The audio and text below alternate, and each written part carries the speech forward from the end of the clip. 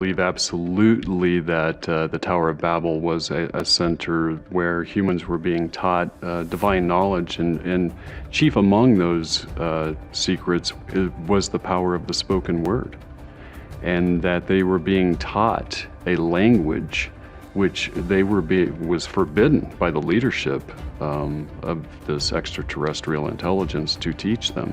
Imagine a species that has developed a language that is so potent that it literally uses the laws of harmonic resonance in order to create instantaneous change in your surroundings. That's what they were being taught. And it was strictly forbidden. That the leadership looked down and said, "What? You're teaching this invention of ours? How to use the most potent weapon that we have, which is our speech, to create change? How is that going to turn out?" You know?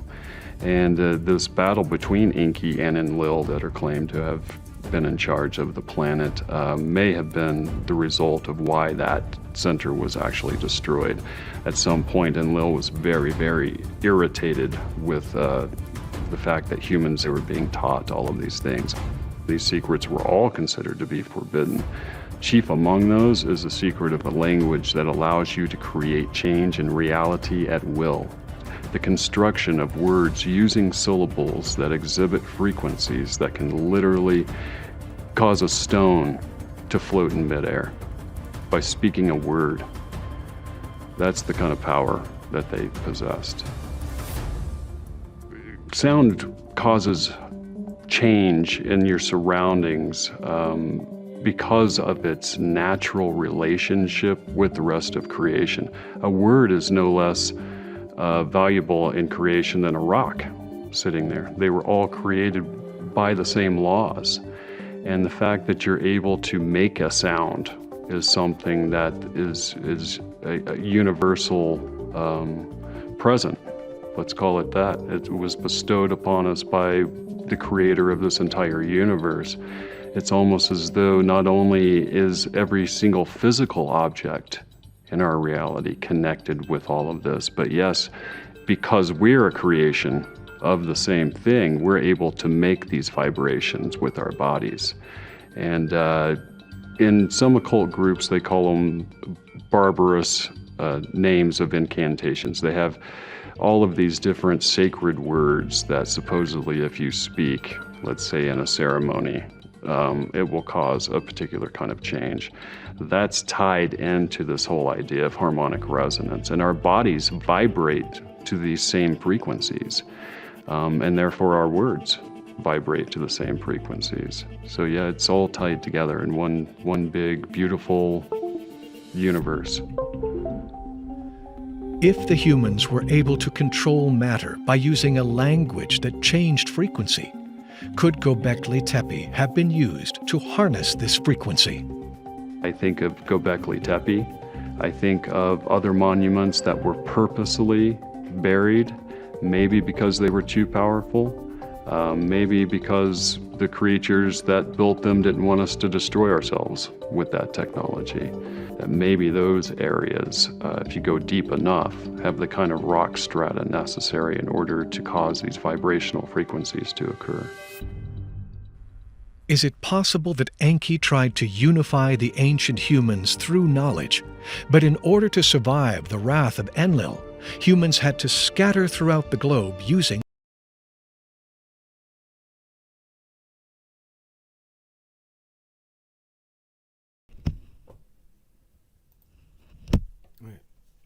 So, hi, good morning.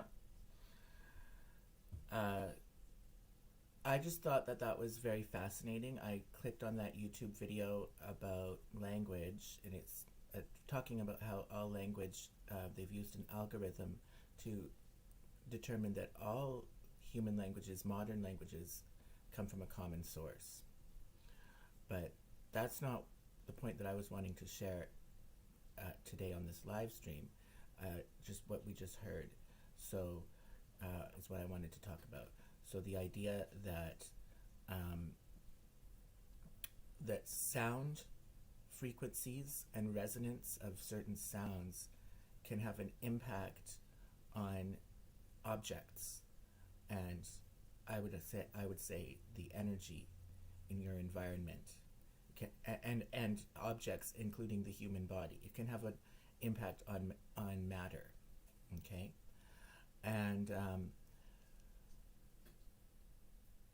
Okay, and and that it is possible to harness that power through language, through just the sounds that we can make with our mouths, and the combination of sounds, like, and then, like, we understand that we divide that up into like consonant sounds and vowel sounds, and how the different vowels and consonants strung together in certain combinations. What's going on? Okay, I froze for a second.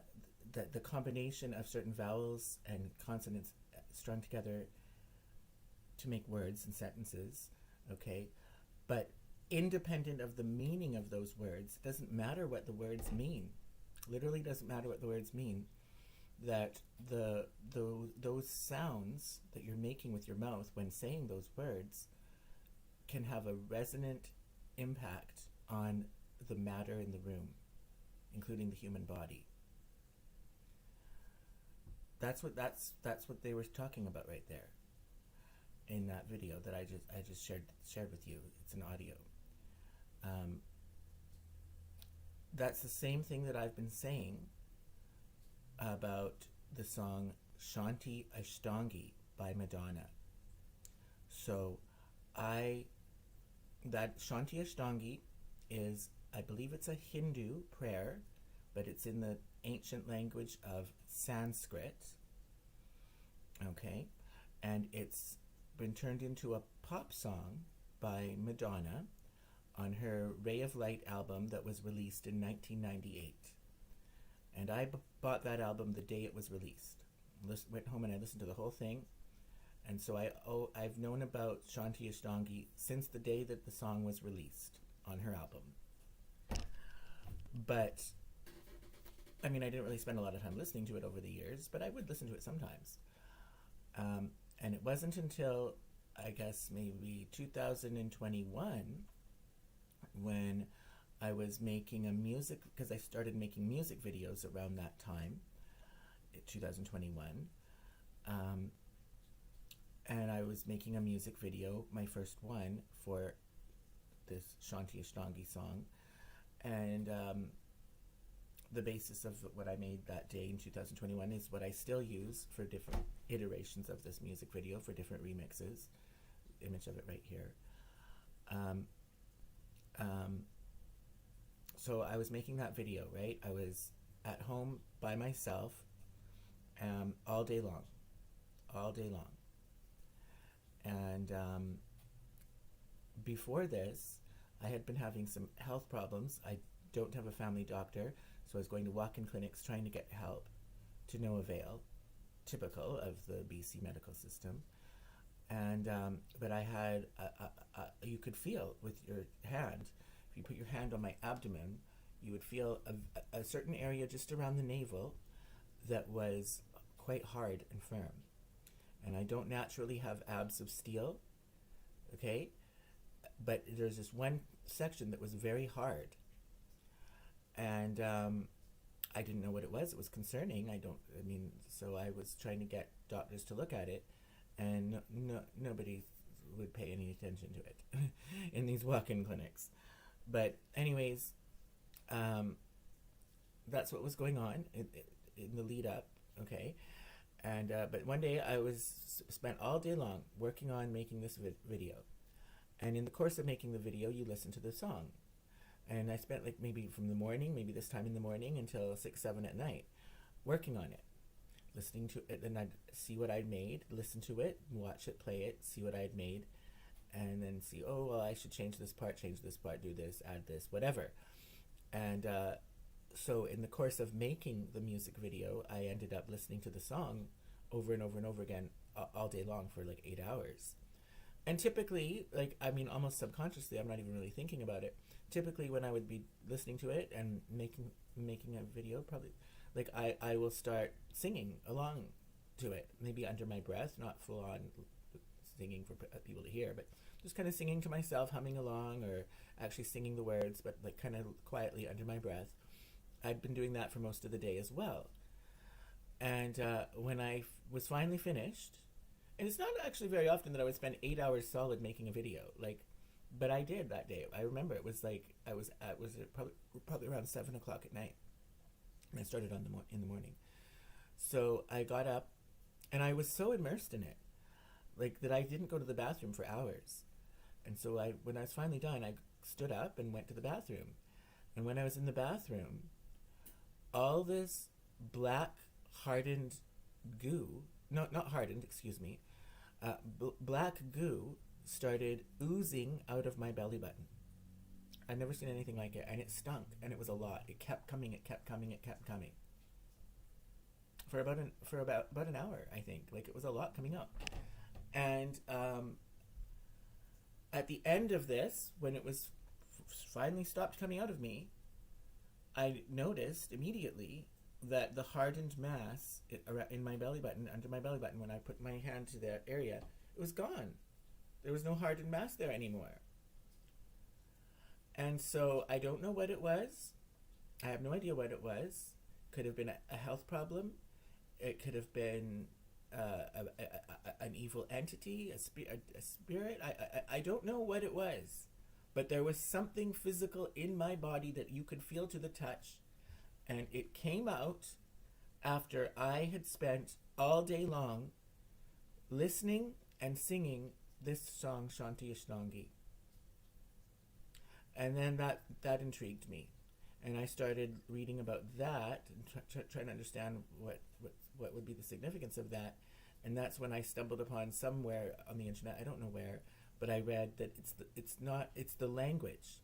It's the Sanskrit language itself was constructed by ancient shaman in India thousands of years ago. They designed this language, the words in the language, the way that the consonants and vowels are combined to make the words in that language, that those words were deliberately designed in a way that the sounds that you're making when you're just speaking that language in normal everyday talk, if you talk Sanskrit, will have an impact on the energy around you, a positive one. Okay, and the matter as well, energy and matter, right? They do impact each other. So it doesn't actually even matter what the words of that song are saying. Like, we can look up the translation of that Shanti Ashtangi, like translate it into English. It's a prayer about something about being humble and being at some guru's, praying at some guru's feet. I know it's part of it. But you know what? According to this idea that I'm sharing with you right now, none of that even matters. It literally does not matter what the words mean. The meanings, you could think of it, are like arbitrarily assigned by human beings. It doesn't really matter what they mean. It's the sounds that you're making when you're speaking that language or singing that language, whatever it may be. But when you're using that language, holy crow.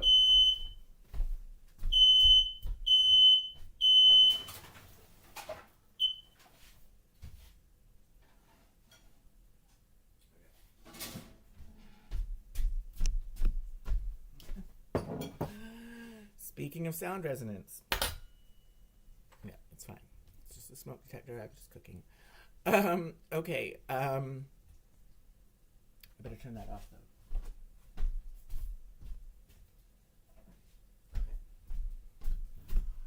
So, it doesn't matter about the meaning of the words. It's the sounds that you're making in the course of speaking that language that have a beneficial impact on the energy, and that can have a healing impact on the human body. That's been my experience, and that's what I read online. And now I've just heard this in a YouTube video talking about this. They weren't talking about Sanskrit, okay? They were talking about something to do with the Tower of Babylon, okay? Which I believe is, like, this is like really, they're talking about really ancient history.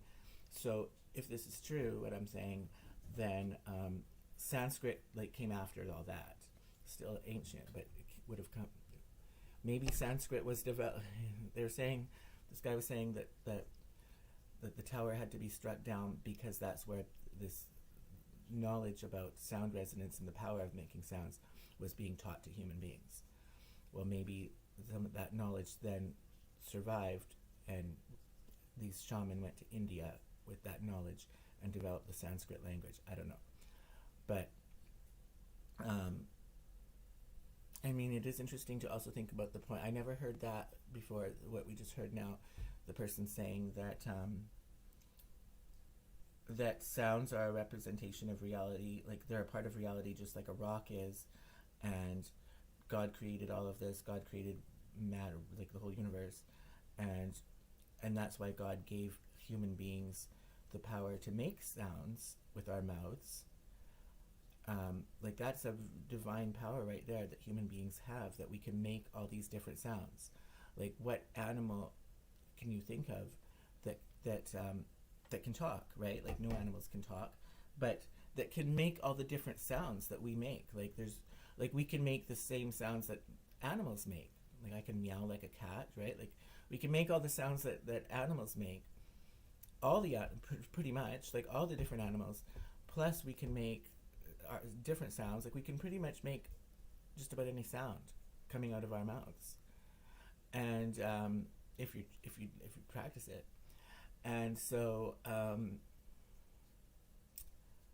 that's a special quality of human beings that God gave us, and so we actually have the power to, a little bit of the power that God has to create and shape and influence reality based on the sounds that's coming out of our mouths. And it's literally not, like, it's so hard to remember that it's not about the meaning.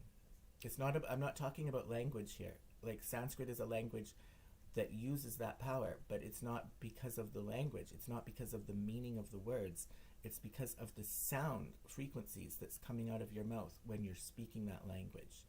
That language was designed deliberately to have this impact on matter and energy. So, I mean, I think it's fascinating, and to think about that. I mean, it's like if you turn a stereo and have it going at a certain pitch, you can shatter a glass, right? Like we know that like sound frequencies do have an impact on matter, but I don't think we appreciate just how much of an impact, and that it can be having an impact. Like a glass shattering is very obvious and very physical, like hard not to notice, but it can have an impact that's more subtle, but subtle to be like subtle in terms of how to be able to perceive it, harder to perceive than a shattering glass, but still very powerful. So I'm just sharing that little bit of information because I think I think it could be true. I think it is true, and it's sure interesting that there's all this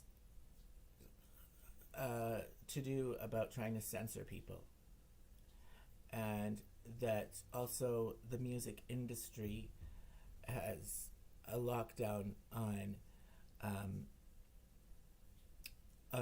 sound, really. Like it's very restricted. Like you can't just live stream any kind of sounds that you feel like, any kind of music that you feel like. It's because of copyright and all that. But maybe there's a deeper. It's not just about protecting someone's